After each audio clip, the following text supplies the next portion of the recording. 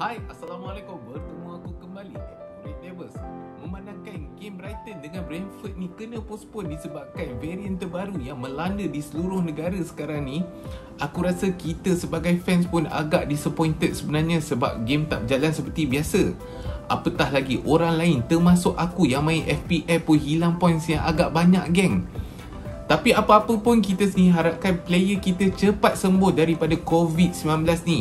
Bulletin Red Devils kali ni aku nak cerita tentang January transfer tak sampai 2 minggu yang akan datang ni lah kan. Yang pertama adalah Anthony Martial. Kita sendiri tahu yang zaman Louis van Gaal ni, dia beli Anthony Martial daripada AS Monaco pada harga 55 juta pound dan dia digelar sebagai the next Thierry Henry dan dia juga adalah the next prospect untuk striker France lah pada masa tu. Korang ni boleh ingat kan masa debut goal dia masa lawan dengan Liverpool dan dia pun menjadikan winning goal dekat Old Trafford. Dan aku rasa pada masa tu dia punya performance dia agak memberangsangkan, lebih kurang dalam 6 game setiap match dia ada score dan dia pun ada contribute untuk team. Bila masuk zaman Mourinho ubahkan dia punya position daripada striker ke left wing. Dan kita sebenarnya nampak yang dia sendiri tak berapa efektif di bahagian left wing dan dia lebih prefer untuk main di hadapan. Bila Mourinho ni kena pecat, Ole pula masuk dan Ole sendiri pun rebuild balik dia punya confidence level dia. Kita sendiri nampak yang impact dia agak besar. Zaman peak Martial ni pada season 19-20, front 3 time tu ada Greenwood, Martial dengan Rashford, masing-masing menjadikan lebih daripada 10 gol. Bila masuk last season, dia sendiri tak dapat ikut dia punya prestasi dia macam 2 musim lepas tu. Tapi makin lama makin tak dapat tempat dan dia sendiri punya tempat pun kena sailang oleh Edinson Cavani bila masuk second half of the season. Dan pada aku lah kan, Martial ni bukannya tak boleh main, tapi dia kurang klinikal di depan gol. Dan beberapa kelab dikabarkan seperti PSG, Juventus, Atletico Madrid, Everton, Newcastle pun nak dapatkan khidmat dia ni lah kan. Laporan yang betul-betul mengatakan ada satu kelab ni yang nakkan Martial ni. Lagi-lagi Atletico Madrid sanggup keluarkan duit untuk buat swap deal diorang punya player dengan Anthony Martial ni. Jadi pada pendapat aku, dia patut leave lah. Lagi-lagi kita sendiri tahu yang Martial ni dah jadi third option striker.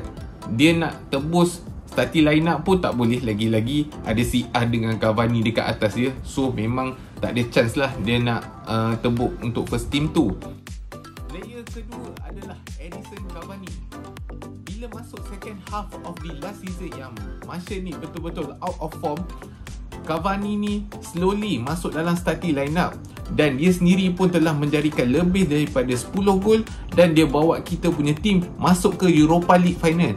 Tapi kita sendiri pun kalah dengan Villarreal dalam penalty shootout. Pada aku Cavani ni, dia pun as a fan favourite termasuk aku sendiri sebab aku sendiri suka dia seorang yang tinggi dan dia ada work rate yang sangat tinggi juga. Dan dalam masa yang sama, dia pun suka buat long range goal.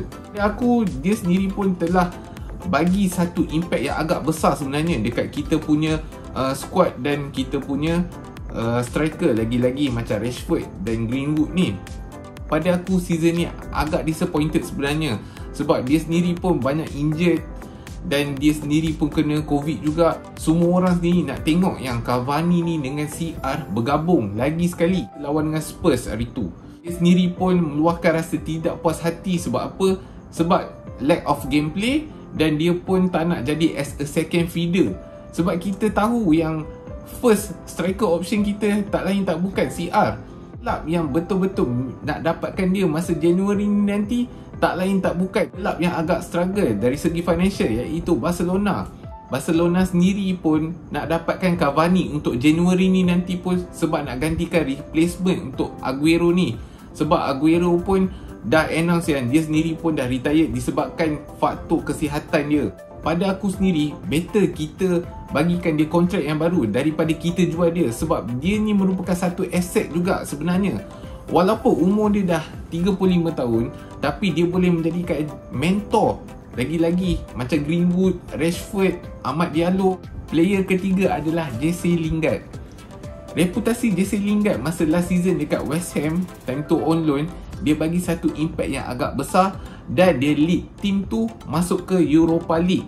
Masuk season ni pula Ole sendiri janji yang dia nak bagi Lingard ni as a starting lineup lah. Tapi janji harapan palsu. Ole sekarang dah tak ada dan dia pun dah lama sangat tak main kita tengok. Aku rasa agak sedih lah sebenarnya kan. Tapi apa-apa pun, kalau boleh kita nak jual dengan dia secepat yang mungkin lah. Walaupun masa awal-awal season pun dia score first 2 match goal, tapi dia pun buat kesilapan yang sama masa lawan dengan Young Boys. Kalau korang ingat, kelab yang paling realistik, yang target dia tak lain tak bukanlah West Ham. Kalau West Ham beat untuk Jesse Lingard untuk 30 juta pun, aku rasa memang bargain sebenarnya. Sebab posisi Lingard ni sebenarnya dah penuh dah. Lagi-lagi depan dia ada Bruno dengan Van der Beek kot. Kalau kau bagi dia main pun memang dia takkan happy punya. Lagi-lagi kontrak dia tinggal lagi 1 tahun. Better kita jual dia daripada sekarang. Player keempat adalah Dean Henderson. Situasi Dean Henderson ni sama macam Emiliano Martinez masa time dekat Arsenal dulu. Dan kita sendiri tengok masa last season, bila De Gea out of form, dia sendiri terus masuk, tapau terus dekat goalkeeper punya position.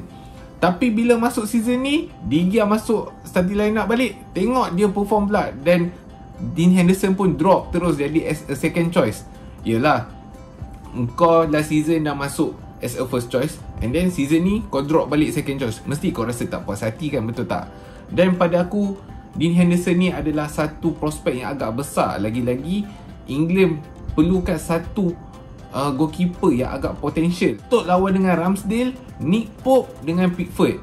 Pada pendapat aku, tak perlu pun cari goalkeeper lain sebenarnya, sebab kita dah ada pengganti sedia ada.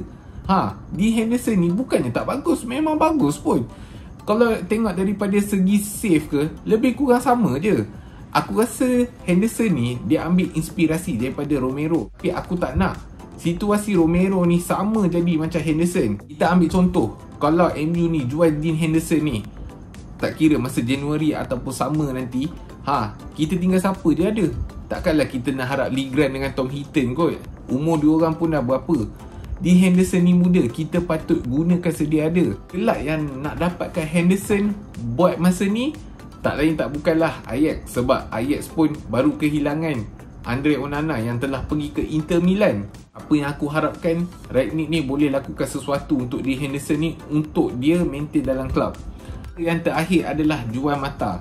Juan Mata ni merupakan salah satu magician kita sebelum kedatangan Bruno Fernandes dengan Paul Pogba. Kalau tak kerana dia, kita pun tak ada chances creation di bahagian midfield kita lah kan, betul tak?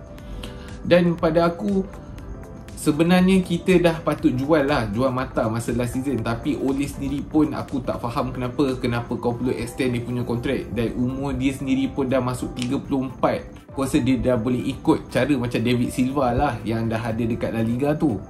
Jadi aku nak tanya pada pendapat korang, apa korang rasa kelima-lima player ni, ke mana hala tuju diorang masa Januari ni nanti? Aku nak tanya pada pendapat korang dan korang komen dekat bawah. Rasa sampai sini saja video aku.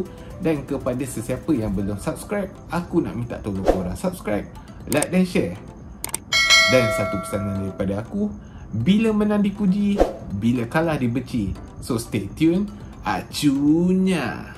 Assalamualaikum. #GGMU